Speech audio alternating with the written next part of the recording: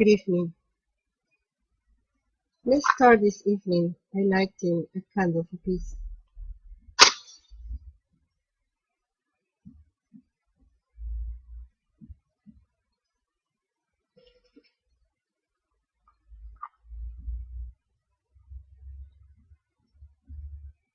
May peace flow tonight all through the land.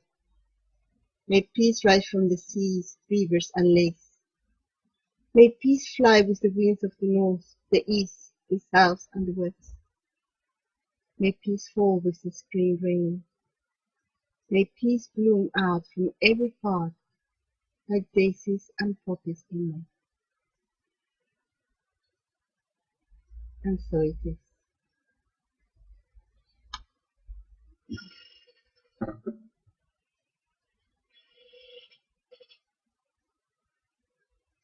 Good evening. I am Rev Karem Barrett, and I'm very honored and happy to be here tonight with this for Dove. I keep on confusing the name. Dove for Peace. Tonight we're going to talk about the blessing of work. But before we start, for our new viewers, I'd like to introduce myself and talk a little bit about my spiritual experience and spiritual path. So I'm originally from Venezuela, and I'm living now in the UK. Like I said, I'm a reverend. I'm an Interfaith Minister. I was ordained almost 2 years ago. But I was brought up as a Catholic back in Venezuela, and for many years I was a very happy-clappy Catholic, not very profound in my studies or belief, but a few prayers here and there, and the image of Jesus and God the Father were enough for me at the time. Then in my 20s, I began to become a bit curious about other beliefs and religions, and I started to study the earth-centered religions such as Wicca, and later on Druidism. And although I never became an adept during those years, I was fascinated by all the knowledge that was there and the parallels I could see with what I knew of Christianity and Catholicism. So in my late 30s, I decided to give my religion of origin a second chance, and this time with the tradition of Protestantism more than Catholicism. And for a good 5 years, I was a very devoted Christian, and study the Bible and commentaries on the Bible and theories about the Bible and studies on the Bible, while I also went to church and was part of the community. And again, that sort of fulfilled me for a long time. And then I had what I guess some people would call the dark night of the soul. And when morning came, I was an atheist, a very angry atheist, for about a year. And then I'm more of agnostic more than anything else, until eventually I had to admit to myself that whatever I fully understood the reason why or not, the reality was that I was a spiritual person. I was spiritually inclined. I believed in spirit. Certainly my vision of the divine and God or goddess had changed from my teenage years and my early 20s. But it was there and it was real.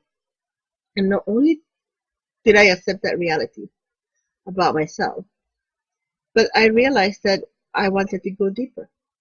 I wanted spirituality not only to nourish me, but in a way to be my livelihood. So that's why I trained with the Interfaith Seminary.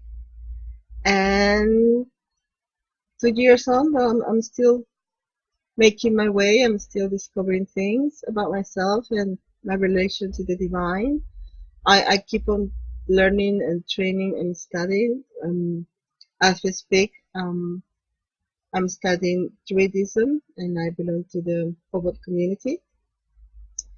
That said, I don't like to use tags or specific names for myself. I'm very eclectic. So yeah, I could say I'm a druid or a druid in training, and that is true up to a point. But I think that's a bit limiting. So for now, I'm happy to say that I'm a spiritual walker, and I have walked a lot, and I'm sure I'm gonna keep on walking till it's time for me to go to the other side. And that's me. And let's get started with the topic of this evening, which has to do with work seen as a blessing. I know that all of us, there are days when we're tired and we're stressed and we're frustrated with work. Things are not going as we wish, or the people we're working with are driving us crazy, to be honest. And we really feel that working is a struggle and even a punishment of sorts. And depending on what your frame of mind may be at the moment, you can see work almost like being a little ant, always going the same route, doing the same thing over and over again, slavery of such. So people begin to resent the idea of working. And when you ask many people what their ideal life would be, uh, they usually go like, "Oh, I like to be a millionaire and not work again, have a yacht, go to Monaco and gamble in the casino, or buy myself an island and just lie in a hammock for the rest of my life." And that sounds like fun. I will admit it. That sounds like fun up to a certain time. I think that humans need work because work is part of our divine curriculum. Is part of what we came here to do in the physical plane of the human experience. And I was doing a little bit of investigation before starting or deciding what I was going to talk about. And I found it interesting that the ancient Egyptians, when they imagined heaven, they pretty much imagined a better Egypt, if you will.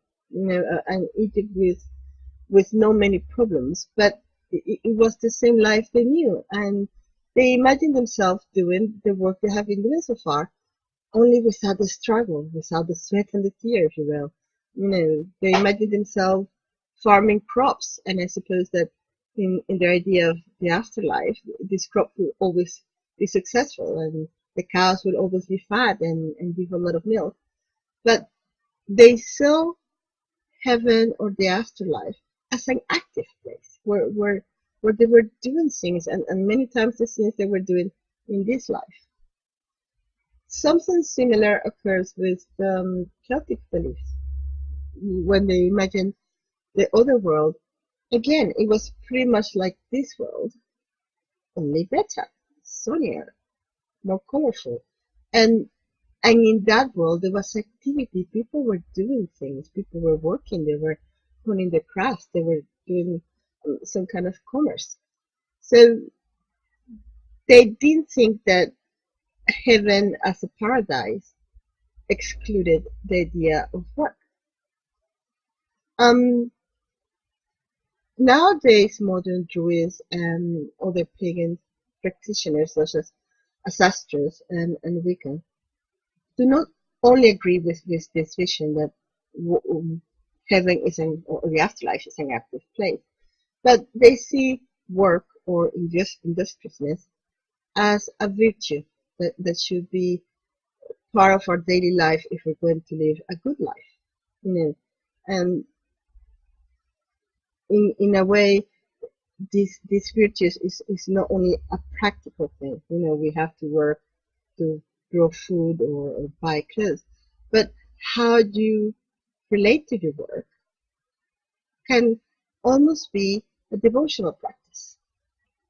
Because when you relate to your work and seeing it as a way to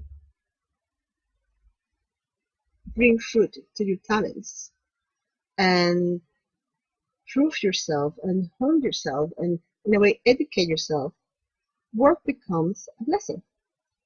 And I find it interesting to read that in Islam they have a similar view of working. Someone who works conscientiously, who puts all that they can in the work and they do their very best, are honoring Allah by working in this way. If we go to the Christian tradition, we have Jesus and the parable of the talents. You know, the master was not happy with the person who just hid the talent and did not use it, but he was very happy with the people who used those talents and make them to work and produce. So, and also in Hinduism, for let's say for regular people, when you're in Hinduism, when you practice Hinduism, they sort of divide life in 4 stages. And there's one stage where what's expected of you is to be the very best worker that you can be, and through your work benefit both your community and your family. So again, we have the idea of work as being part of a sort of devotional practice or a good life or a life smiled upon by the divine. Even when you see these old-fashioned cartoons and they show a happy village or a happy town, you know, with a little sun shining and the mountains and the flowers, you will find that in this idealistic place, people are working. Yes, they're smiling and yes, they're singing, but everybody's involved in some kind of trade, and there's joy in that action, in that doing. You know, the baker is baking his bread and he's singing, and the farmer is farming and he's singing, and the shopkeeper is putting everything nice and pretty, and he's singing. So in all these spiritual beliefs and spiritual vision, work seems to be a gift of source for man and not a punishment.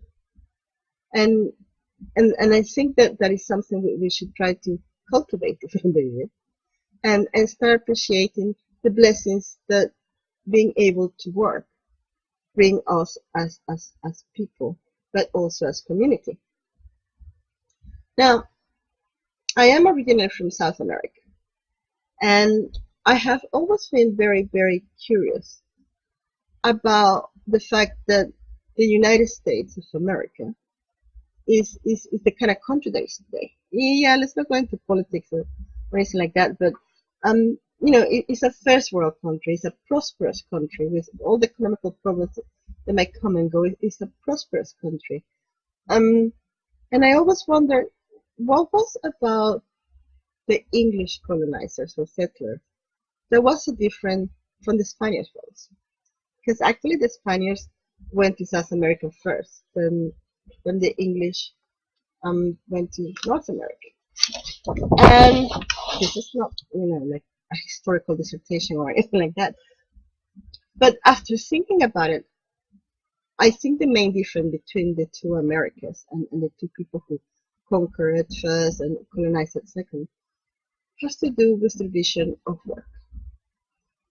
If at the time with the Spaniards and other countries, I think it was true also for Portugal and France, there was this idea that a gentleman or the gentry didn't work.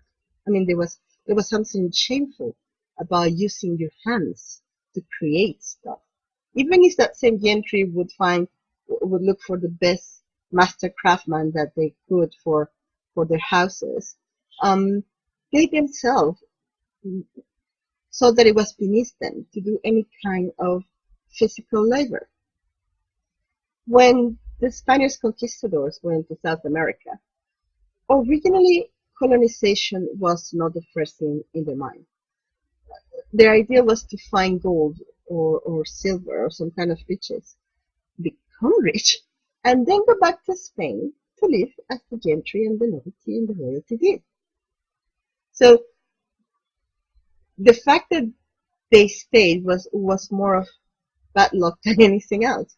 Because yes, some of them did find riches like such in Peru, but many of them just found the kind of riches that they could not value at the time, like fertile countryside and wonderful weather and very healthy fruits and stuff like that. So they found themselves that now they didn't have the resources to go back to Spain. So they kind of sort of stayed there grumbling because there wasn't much that they could do. Whereas when you study the history of the United States, maybe the same idea was a bit similar with the first settlers, but the big wave of settlers that came afterwards went to the United States with the idea of staying, of making that place their hometown, the place where they were going to raise their family. And because of their own belief, they value work. Yeah, many thought that work was, a way to keep idle hands from doing the devil's work.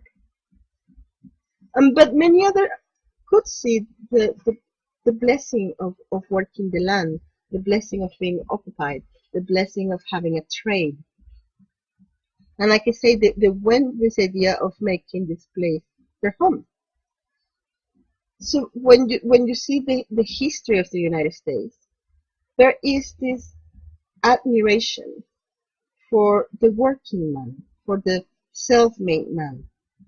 While that's true nowadays with Latin America, certainly in the beginning, and I would say until rather recently, that was not the truth. People tend to still have this sort of medieval thinking and admire the rich, powerful families who run the country like if, in a sort of feudalism. They admire the European monarchy and the gentry and the nobility. But it took some time, certainly for Venezuelans, to stop this idea of my goal is to somehow be so rich that I don't have to work. Just really start valuing the possibility of creating and being active and giving back to the community. I would say it was certainly when we have this wave of immigrants from Spain and Portugal after World War II. These were skilled workers and they start creating and start building and they start showing, a new way of doing things and to show appreciation for it. So this idea of work in the American way of seeing it seems to be very well reflected with some writers from the early 20th century.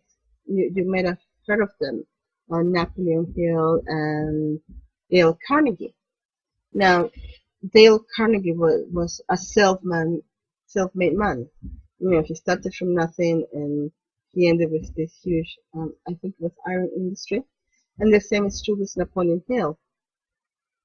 And they wrote several books, a lot of books actually, talking about that. How did you go from rags to riches through work? And I've been reading them lately, and I find it very, very interesting that their goal, in principle, was not to get rich. I want to get rich, and then go to my hammer. Their goal was to produce. Their goal was to be of use. When they write their books, which are aimed basically to business people, they don't go straight to numbers and selling strategies or anything like that. They go to what I would call the building blocks of success in business. And it's almost like reading a sacred book. They tell you about the importance of giving back.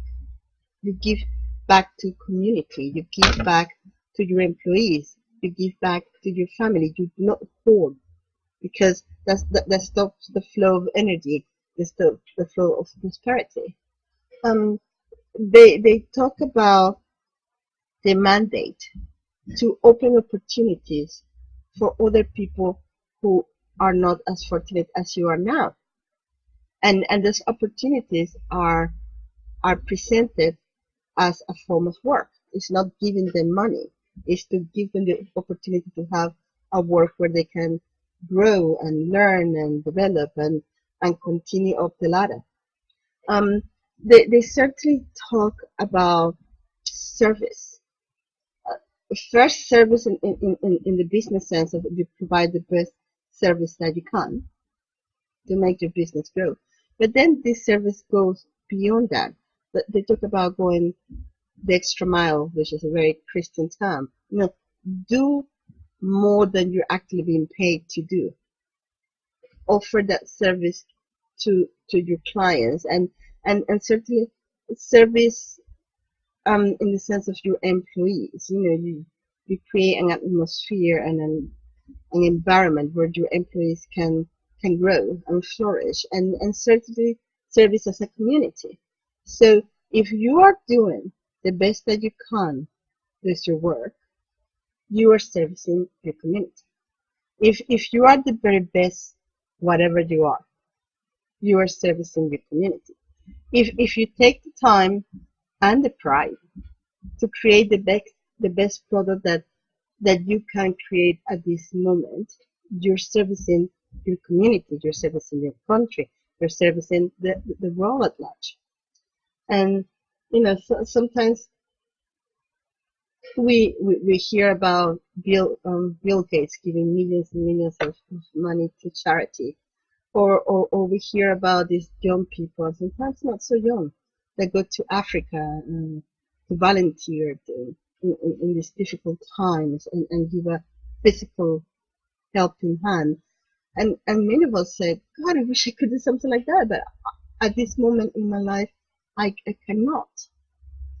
Work is going to give you the opportunity to do it. Because if you are the best plumber, and you are the best bus driver, and if you are the best lawyer, and if you're the best nurse, and if you are the best teacher, and if you're the best electrician, and if you're the best manager that you can be, you are helping the wheels of life to go as smoothly as possible.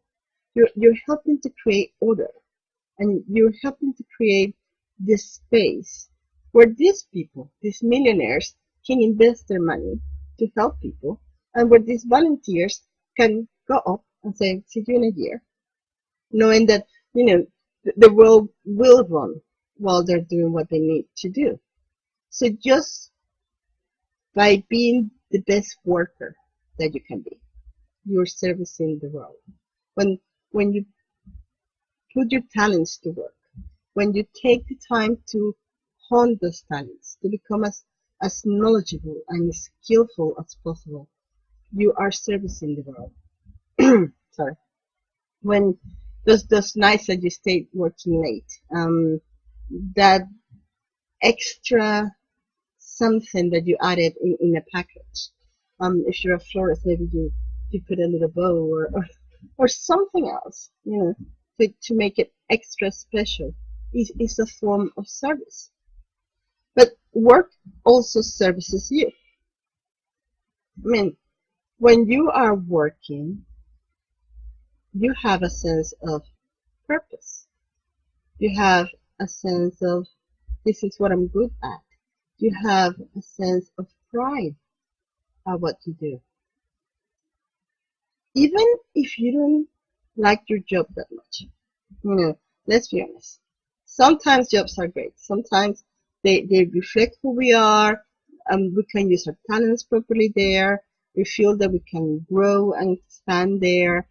The job is interesting, it's challenging in a nice way, and you simply love it. And when you love something, you don't mind the extra hours, you don't mind the extra work, you don't mind the challenges, because you're so into it, and you're willing to do the necessary sacrifices to see this project go through.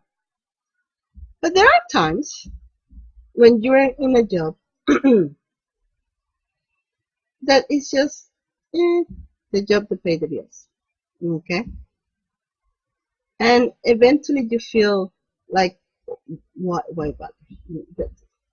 Um, I'm just here and I'll just stay here. Well, I need to stay here, and that's it. And you can keep that frame of mind if you wish, but it's not the most helpful of frame of mind, because on one hand you're putting yourself down. You're telling to yourself, whatever I'm doing is not important enough. It changes nothing. It makes no difference. And in my experience, everything is connected. And what one person does eventually affects something else. It's like the story of the butterfly in Japan that, flaps the wings and we end up with a hurricane somewhere in Hawaii. So if you go to your job with this attitude, whatever I make makes no difference, in a way you're insulting yourself. You're slapping yourself in the face, and you're undervaluing all the efforts that you're doing. So, you're doing something that you don't necessarily like, and then you put yourself down. That's very hard. But it's also true that you can change your vision of what you're doing. Going back to the idea of work as a blessing, because among other things, it gives you the opportunity to serve. But not only that, you can be in a job that you don't like, and you can say to yourself, I'm just working here because I'm rich and I have to work. Or, I'm working here because this is the place that may provide me with opportunities for later on. This is the place where I'm learning some kind of skill. This is the place where I'm making contacts for now. This is the place that is showing me that this may not be right for me. So I eventually have to look for something else. And all those insights are blessings. Also, this is the place that is allowing me to serve community. And this is the place where I become an intermediary of sorts in this flow of prosperity. Because yes, I work to pay the bills. You can see it like that. But you can see it, I work, and through my work, I spread prosperity all around.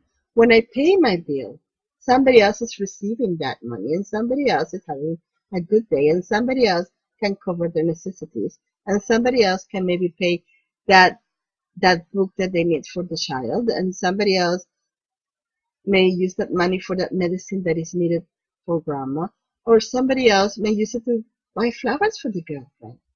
And all that is possible thanks to you, and thanks to the fact that you're working there. So I'm not saying stay forever in a job that you hate, but while you are there, be your best, do your best, and be grateful for that opportunity of being there, of learning, of serving, and of realizing what you don't like. Now you have the time to think over, well, I obviously don't like this, or maybe that I really don't have the skill for this. What do I do? What is it that I like? What is it that I am good for? All those insights are given to you thanks to the job you're holding right now. So again, it's a blessing of sorts. I think one of the greatest misconceptions people have is that, oh, I just want to be rich and I don't want to work. I have been lucky enough to have worked for very, very, very rich people back in my country. And yeah, it's true that maybe the children of some rich people are pampered to death and they don't work, and maybe we can include the spouses of some of them. But believe me, rich people work, and they work a lot, and they work extra hours, and they work weekends, and they miss children's birthdays, and they miss parties, because they love what they do. They're really into it. If anything, they work too much. You know, if they're making a mistake, it's usually on the side of working too much and not creating a balance with the rest of their life, with family and relaxation and spirituality and everything else. But rich people work a lot. The only difference is that they enjoy it. At least the difference that I saw when I was working with them. You know, they had 3 projects at the same time and they're looking for a fourth. If they were investors, they were studying all the possible places where they could invest their money or the places they had to take out their money. If I worked once for a gentleman who had a TV channel and it was a sports TV channel and he just built it from scratch and he was already thinking about a second TV stations to be built that had nothing to do with sports. So the rich people I have known that they have their own businesses. My God, that their head is always finding opportunities to grow, finding opportunities to create jobs, finding opportunities to come together and associate themselves with other people. So they're basically always working. So it's not the work itself that can become a tragedy. It's how we see the work. If I have, well, I do have some virtues in my life, but I think one of the ones I'm really happy that I have is that no matter what I'm doing, I find purpose in it. So my first job, I was a receptionist, and this company was starting, so nobody was coming. So the first 3 or 4 days, it was me in a desk, just looking at the sky, waiting for that phone to ring or somebody to open the door. And it was so boring. Now, I could have gone down the route of reading the magazine and doing my nails. What I did was I called the main secretary, the secretary of the director, and say, "I'm bored to death. Please give me something to do that I can do from the reception." And she brought me all these files and explained to me how she filed them, and I did. And then I said, "Okay, I'm finished with this. Give me something else to do." So eventually, the company started growing and I started to have a proper job as a receptionist. But I still would offer myself to do other things just because I didn't like to be bored and I didn't like to be idle, sorry. And a year later, we decided to open a new department, a communications department, that had to be with someone they could trust because the information was very sensitive. This was a gold mining company. And guess to whom they offered? To me. And I was like, but I'm not a secretary, just a receptionist. And they were like, "We'll train you. We'll teach you whatever you need to learn, but we're happy with you. We're happy with the way you work. We're happy with the fact that you give input and you are helpful and you're obviously a good worker, a good employee." And I got my raise, I got my promotion, and I got my own office in less than a year.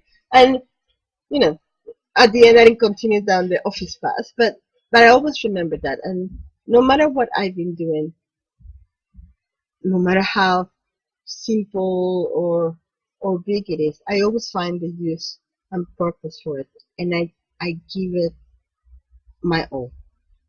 And I see myself and I see other people, and I can tell that makes a huge difference.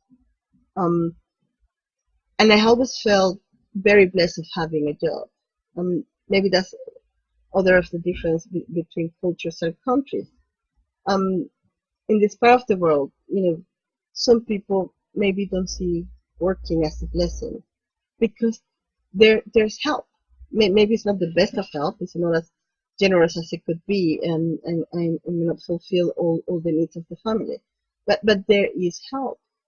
So if for whatever reason you're not working, chances are that you're not going to starve to death in a corner. It can happen, but there help that given and offered that would prevent that. Where I come from, that does not exist. So if you don't work, you will starve. And that's it. I mean, the only help you have comes from your family network, and that's how many people survive unemployment and those periods in between jobs.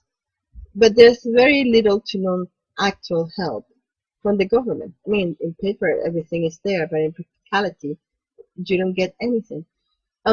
So I was educated, and I grew up in a country where a job was really appreciated, because you know that if you don't get a good job or a job at all, you can literally die, or be forced to go down the route of criminality. So I think most people that I know are very grateful of having a job. But it's true, you know, that after some time we just think about the negative aspect of having a job, and we forget the blessing that it can be. So if I was going to narrow down what are the blessings of working, I would say that the first blessing is the opportunity to discover what your talents are and what you're good at, and how skillful you can become. The second blessing has to do with discovering who you are and how much you can take. I mean, I see work sometimes as an anvil, and all those challenges that you get, you know, they hit you and they hit you until you mold you into the person you're meant to be. All those experiences are going to help you grow, and all those experiences are going to help you see the world from a particular perspective. The other blessing of work, well, it's I already spoke about it. It's the opportunity to serve. You know, many of us can actually work in charity or spend a lot of money in charity, but when we give it our all through our job, maybe we can give some money to charity, but we're also being of benefits to the world. Then, of course, there's the blessing of prosperity, of being able to support a family, or support yourself, of having a home, of having the money to pay for food. I mean, that's not many feet. But there's one blessing that I really like about work that not many people think about it. That has to do with connecting to nature, and connecting to spirit. I once met a Catholic priest, and he told me that he absolutely adored bread. And I was like, okay, that's good. And I did ask why.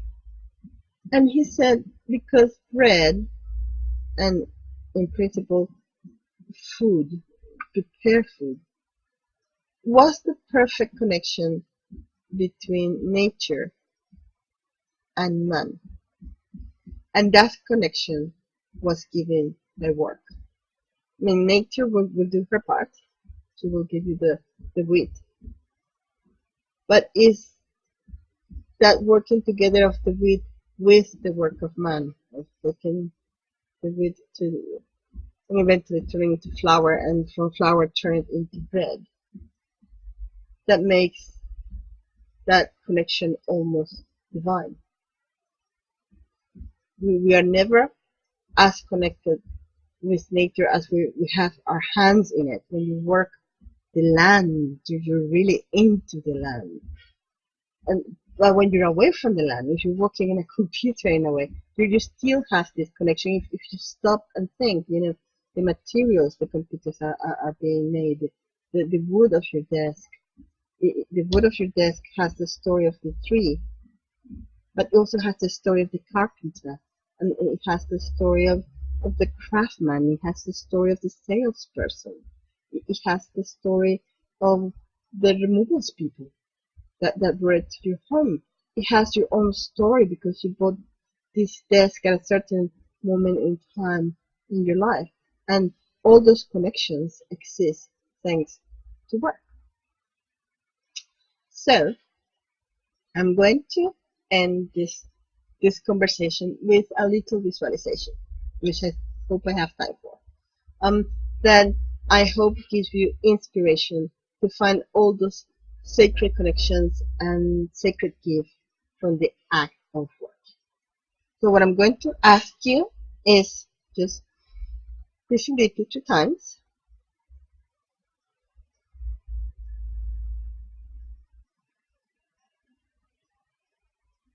And close your eyes. Now, use your imagination and see yourself in a garden center.